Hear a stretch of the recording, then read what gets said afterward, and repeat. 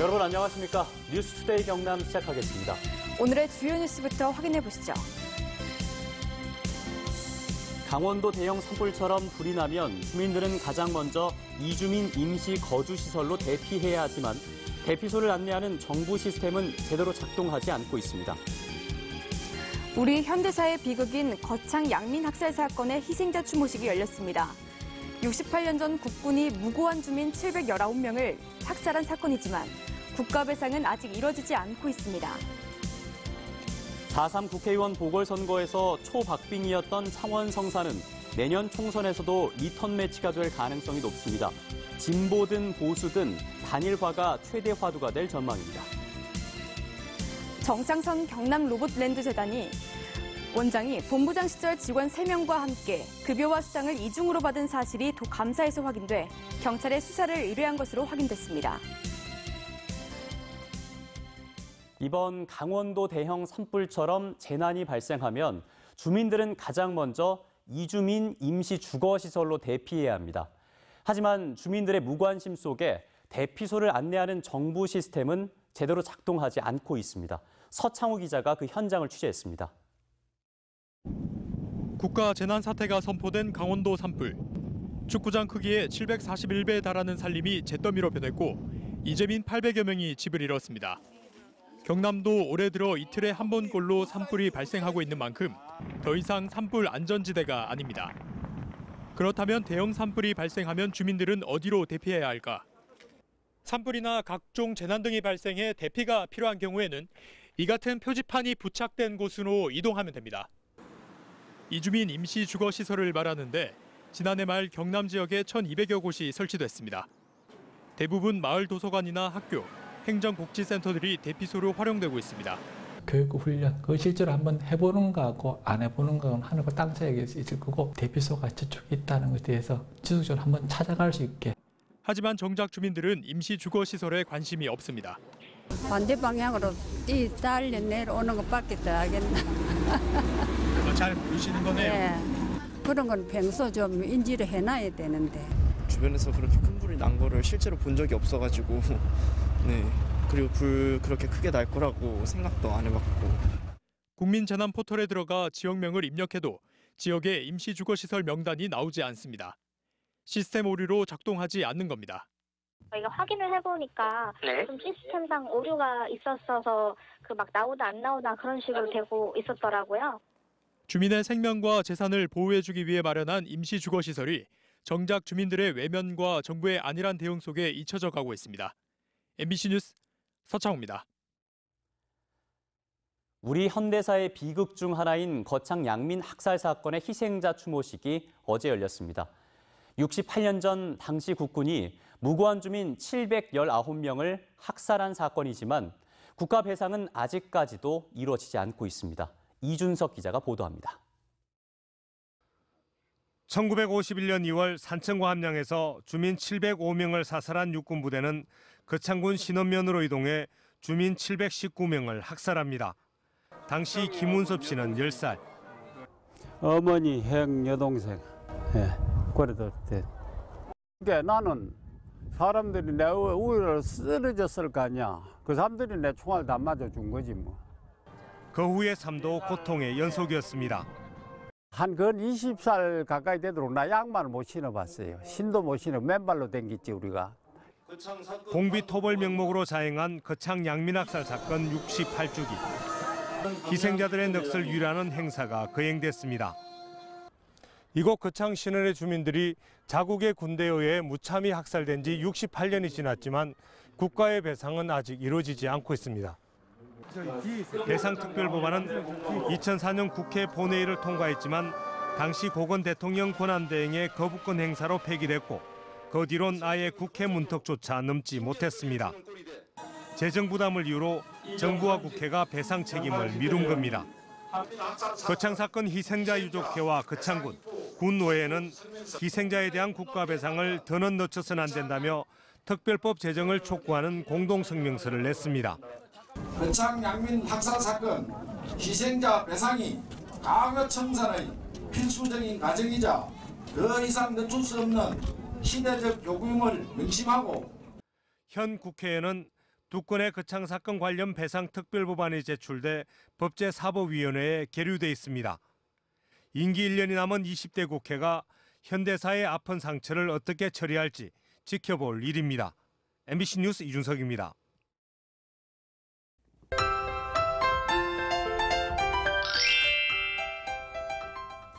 며칠 동안 대기가 무척 건조했는데요. 오늘 오후부터 비 소식이 있습니다.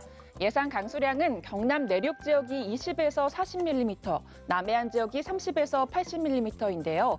남해안 지역은 돌풍과 함께 천둥 번개가 치면서 시간당 20mm 내외의 강한 비가 내리겠습니다. 이 비로 인한 피해가 없도록 유의해 주시길 바랍니다.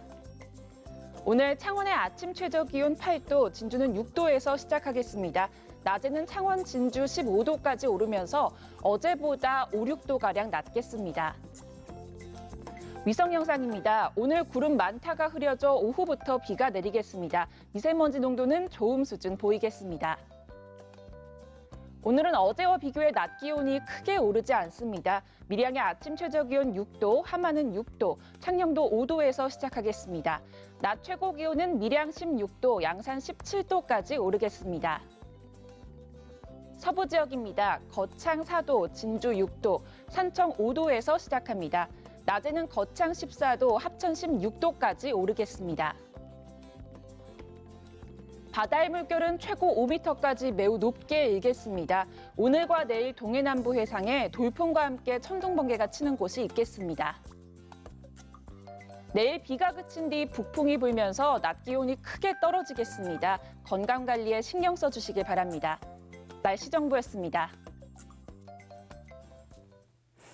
4.3 국회의원 보궐선거에서 박빙의 승부를 보인 창원 성산구의 당선자와 낙선자가 나란히 시민들에게 감사 인사를 전했습니다. 1년 후에 있을 총선은 리턴 매치가 될 가능성이 높은데 진보든 보수든 단일화가 최대의 화두가 될 것으로 전망됩니다. 윤주아 기자입니다. 득표율 0.54%포인트 차이로 힘겹게 여의도에 입성한 정의당 여영국 국회의원이 창원 시민들에게 감사 인사를 전했습니다. 조선산업, 자동차 산업으로 인해서 창원공단이 매우 좀 어려운 상황이기 때문에 충분히 산업위기 대응 특별지역 지정 요건이 된다고 저는 생각을 합니다. 초박빙 승부에 대해선 투표 직전 자체 여론조사를 통해 어느 정도 예상했었다며 높은 투표율이 승리로 이어졌다고 분석했습니다. 민주당과 정의당이 힘을 합해 이겼듯 민주, 진보, 개혁 세력의 단일화는 내년 총선에서도 반드시 필요하다고 강조했습니다. 지역구에서는 이번 선거 때 서로 좀 감정까지 충돌되면서 이래 완주를 좀 했습니다만 내년에는 그런 일이 좀 생기지 않도록 서로 좀 협력하고 윈윈하는. 비슷한 시각 황교안 자유한국당 대표도 낙선한 강기훈 후보와 함께 창원의 전통시장을 돌며 감사 인사를 전했습니다. 많은 노력들을 했고 또 많은 성원들을 해주셨습니다. 그 성원에 감사하기 위해서 왔고요. 앞으로 더 열심히 하겠다 하는 다짐을 또 드리기 위해서 왔습니다. 진보 정치 1번지로 불리는 창원 성산이 초접전 대결로 치달으면서 선거 직후 우파 통합론이 당 안팎에서 불거진 가운데 황 대표도 내년 총선 승리를 위한 통합의 필요성을 거론했습니다. 통합의 목적은 이 정부의 폭정을 막아내는 것입니다. 또 국민들이 삶이 편안해질 수 있도록 하기 위한 그 노력을 통합을 통해서 계속 이뤄가겠습니다. 이번 보궐선거에서 창원 성산의 1, 2위간 표차는 504표지만 전체 표를 진보 측 표와 보수 측 표로 분류해보면 128표 차이로 보수 측이 앞서는 걸로 나옵니다. 당선된 여영국 의원이나 낙선한 강기훈 후보 모두 내년 총선 출마를 부인하지 않은 가운데 내년에도 창원 성산은 진보와 보수의 최대 격전지가 될 것으로 예상됩니다. 또한 어느 쪽이든 단일화가 승부의 추를 가를 최대 변수가 될 전망입니다. MBC 뉴스 윤주화입니다. 사천의 최대 현안 중 하나인 발전소 우회도로의 건설 비용을 놓고 사천시와 발전소 측이 갈등을 거듭하고 있습니다. 주민들은 더 이상 기다릴 수 없다며 집단 행동에 나섰습니다. 보도에 김태석 기자입니다. 내년 10월 제1호기 준공을 앞둔 국내 최대 규모의 민자화력발전소인 고성 그린파워. 60%가량의 공정이 진행된 가운데 대형 공사 차량들이 쉴 새 없이 드나들고 있습니다. 특히 삼천포 시내 간선도로를 달릴 때면 소음과 진동, 먼지 피해는 물론 교통사고 위험까지 도사리고 있습니다. 하지만 삼천포 시내를 통과하지 않는 우회도로 개설을 놓고 사천시와 발전소 측 간의 갈등이 이어지고 있습니다. 사천시는 대지 보상은 시가 하고 발전소 측이 4.3km의 우회도로 건설비 전액을 부담하길 원하고 있지만 발전소 측은 난감하다는 입장입니다. 지역 국회의원들까지 나서 임시 합의서를 작성하고 대화를 중재했지만 건설 비용과 시기에 대한 뚜렷한 내용은 아직까지 내지 못했습니다. 그 우회도로 4.3km로 하고 2차선 정도는 어떠냐. 네. 그래서 차선과 폭은 더 디테일하게 주민들 의견 수렴해서 논의해 볼 여지가 있지 않겠느냐. 하지만 주민들은 공사가 다 끝나고 나서야 우회도로를 만들 것이냐며 비대위와 투쟁본부를 만들어 집단 행동에 나섰습니다. 합의가 안 될 시에는 결국 상처투성인 발전소 무력화, 건설의 무력화를 실시하게 될 것으로. 사천시와 발전소 측이 서로 떠넘기기만 하는 사이에 주민들의 고통은 더욱 심해지고 있습니다. MBC 뉴스 김태석입니다. 정찬선 경남 로봇랜드 재단 원장이 본부장 시절 직원 3명과 함께 급여와 수당을 이중으로 받은 것이 도감사에서 확인됐습니다. 도감사관실은 경찰에 수사를 의뢰했는데요. 재단 측은 규정에 따른 파견이었고 정당한 업무를 수행해서 받은 보수라고 해명했습니다. 정영민 기자의 단독 보도입니다. 경남 로봇산업진흥재단에 근무하던 당시 정창선 본부장 등 직원 4명이 울트라 로봇랜드 자산관리 회사에 파견된 건 지난 2011년 7월. 자산관리 회사는 로봇랜드 시공사였던 울트라 건설과 재단 등 6개 업체로 구성된 법인으로 2013년 2월까지 감사 업무 등을 담당했습니다. 재단과 민간 사업 업무를 겸직한 겁니다. 이 대가로 재단에서 받은 급여 외 법인으로부터 받은 수당은 모두 1억 5,800여만 원. 정 전 본부장이 8,100여만 원으로 가장 많았고 박상교 전 단장 6천여만 원 순이었습니다. 이 중 지금 논란이 일고 있는 가운데 문제는 수당이 재단을 거치지 않고 바로 개인이나 배우자 계좌로 입금됐다는 것. 도감사관실은 겸직 수당을 받는 과정에 복무규정 위반과 직권남용 등의 위법성이 있었는지 밝혀줄 것을 경찰에 요청했습니다.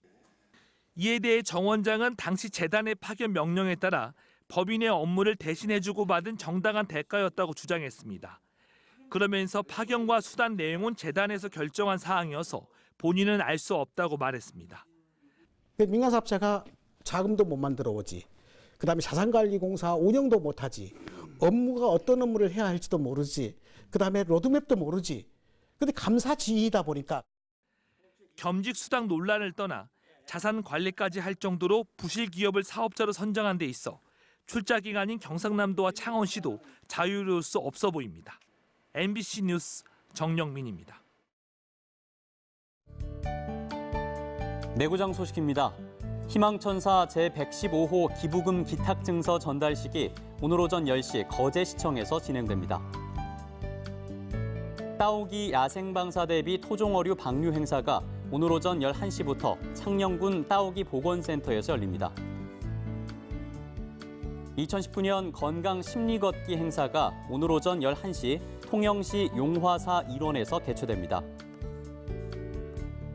거창군 5대 권역 관광상품 개발과 육성 보고회가 오늘 오후 2시 거창군청에서 열립니다. 지난 대선 과정에서 드루킹 일당과 공모해 댓글을 조작한 혐의로 1심에서 법정 구속된 김경수 도지사의 보석 여부가 이르면 이번 주에 결정됩니다. 서울고법 형사 2부는 오는 11일 컴퓨터 등 장애 업무 방해 등의 혐의로 기소된 김 지사의 항소심 2차 공판을 여는데 재판부가 지난달 첫 공판에서 2차 공판까지의 진행 내용을 살펴본 뒤 보석 여부를 결정하겠다고 밝혀 이르면 이번 주 안에 재판부의 판단이 나올 것으로 보입니다. 경남도 의회 4월 임시회가 오늘 개회해 오는 19일까지 이어집니다. 이번 임시회에선 경상남도가 제출한 제1회 추경 예산안에 대한 각 상임위별 예비심사에 이어 예결특위의 종합심사가 이뤄집니다. 오늘 오후 열리는 1차 본회의에선 문화복지위원회 소속 박정열 의원이 항공우주산업대교 건설을 촉구하는 등 8명의 도의원들이 지역구 현안에 대한 5분 자유 발언에 나섭니다. 프로농구 창원 LG가 어제 창원체육관에서 열린 4강 플레이오프 3차전에서 인천 전자랜드에 86대 88로 패했습니다. LG는 김시래 등 주축 선수들의 활약과 함께 앞서갔지만 체력과 높이를 앞세운 전자랜드에 밀리며 2점 차로 석패했고 챔피언 결정전 진출에 실패하며 시즌을 마감했습니다. 한국토지주택공사 LH와 한국세라믹기술원이 국토교통부가 혁신도시 시즌2의 하나인 2019년도 지역발전계획 사업에 참여하게 됐습니다. LH는 혁신도시와 옛 도심 간의 역사, 문화 둘레길 조성 사업에 한국세라믹기술원은 창업보육센터 운영 사업에 참여자로 선정됐습니다. 창원지방법원은 매각사 측과 협의해 성동조선 3차 매각 공고를 이달 중에 내고 본입차를 다시 진행할 계획이라고 밝혔습니다. 법원은 또 매각 절차가 지연됨에 따라 회생계획안 가결 기간은 오늘 19일에서 10월 18일로 6개월 연장했습니다.